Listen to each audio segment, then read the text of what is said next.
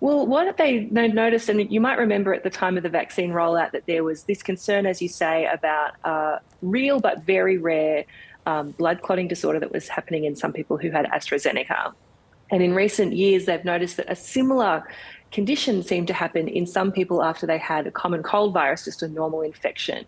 And they've compared the two and realized that they are effectively the identical condition. And the reason for that is because of something called an adenovirus. So, an adenovirus is a type of virus that causes the common cold. There's lots and lots of them. And there's also chimpanzees can also get adenoviruses. There's different type of virus, and it's a chimp adenovirus that was actually in the AstraZeneca vaccine as the way of smuggling the COVID genetic material into our bodies for our bodies to mount the immune response. It's a really cool way of getting that genetic information in there, but it did seem to trigger this rare autoimmune disease. And so what they've noticed is that the antibody that attacks the person's own body that happened in the reaction to the AstraZeneca vaccine, the same as what is happening when they see this happening in rare cases with adenovirus infections kind of in the wild in humans.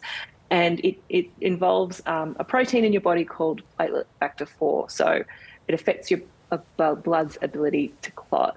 And the reason why this is really useful, that they've been able to look at the molecular level and see that it's the same thing, means that they can help people who have the illness, for starters.